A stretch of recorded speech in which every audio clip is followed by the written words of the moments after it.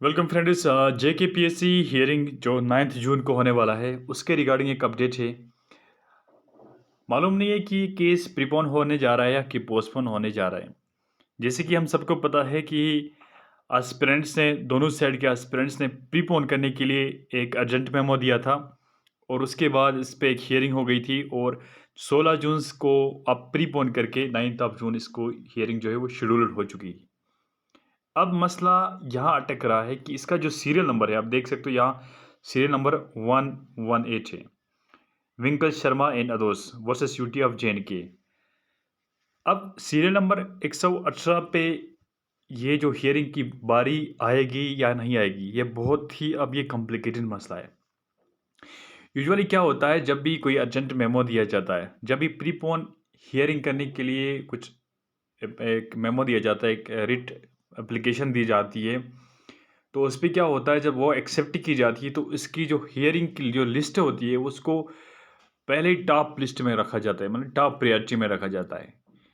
लेकिन यहाँ पे हो क्या रहा है कि इसकी जो सीरियल नंबर है वो दिन ब दिन पीछे चला जा रहा है। अब आप में से बहुत सारे एस्पिरेंट्स ये कहेंगे कि 118 सीरियल नंबर बारी आ सकती है, लेकिन यहाँ पे जो कुछ सप्लीमेंट्री केस होते हैं, क्योंकि सप्लीमेंट्री वहाँ पे 3 टाइप के केस ऑलरेडी लिस्ट होते हैं। अभी फ़िलहाल के लिए पता नहीं कि कितने टाइप की सप्लीमेंट्री लिस्ट इस जस्टिस के पास इस कोर्ट नंबर पे ऑलरेडी शेड्यूल्ड है। फॉर एग्जांपल अगर 10 आप 20 केस ही होंगे तो फर्स्ट हाफ या सेकंड हाफ पे is for the wish of the justice supplementary cases को या फर्स्ट हाफ में टेकअप किया जाता है या सेकंड हाफ में टेकअप किया जाता है, जैसे जस्टिस की मर्जी होती है। वो लिखा आता है वहाँ पे कि फर्स्ट हाफ में ये होने वाले टेकअप और सेकंड हाफ में ये। अब जब चूंकि हमारा केस जो है वो है रेगुलर काज लिस्ट में, तो इसका जो सीरियल है 118 है। अगर कुल मिला के 30, अगर मान लेते हैं हम सप्लीमेंट्री केसेस 30 और प्लस करेंगे तो वो 148 सीरियल नंबर हमारा बनता है। तो अगर हम ये मान के चले 148 सीरियल हमारा आएगा इंक्लूडिंग सप्लीमेंट्री, तो बहुत मतलब ये कहना मुश्किल होता है कि 9 जून को हियरिंग हो जाएगी। फिर क्या होगा, फिर ये सप्लीमेंट जो हमने अर्जेंट मेमो दिया है वो अब सस्टेन नहीं करता है यहाँ पे। आया समझ में? अब ये नहीं कि ये हमेशा के लिए रहेगा, अब ये एक बार के लिए होती है, अब ये ख़त्म हो गया।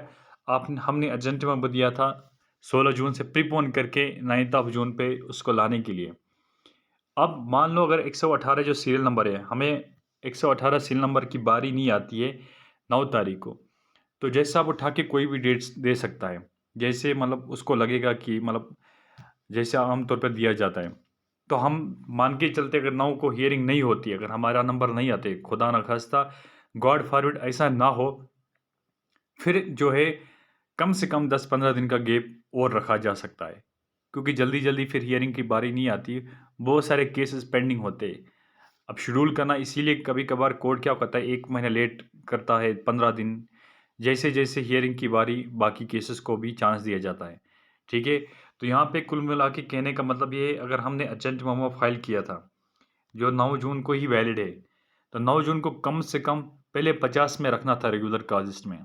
अब 118 सीरियल दिया है रेगुलर काजेस में, तो इसमें कोई सेंस नहीं बनता अर्जेंट मेमो देने का, क्योंकि सप्लीमेंट्री केसेस अगर ज़्यादा होंगे 50 से ज़्यादा, फिर तो भूल जाना है।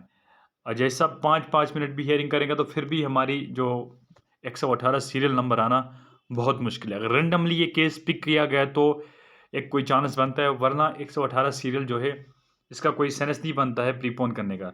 तो मैंने इसीलिए थंबनेल में लिखा है कि प्रीपोन हो रहा है कि ये पोस्टपोन हो रहा है। अर्जेंट जो मेमो दिया था उसके हिसाब से प्रीपोन हुआ था 9 जून को, और इसका सीरियल नंबर भी पहले 50 में होना चाहिए था, क्योंकि वैलिड होता है एक हियरिंग के लिए, वो अर्जेंट हियरिंग। अब ये हमेशा के लिए वैलिड नहीं रहेगा। तो यहाँ पे कुछ समझ में नहीं आ रहा है कि कोर्ट क्या कर रहा है।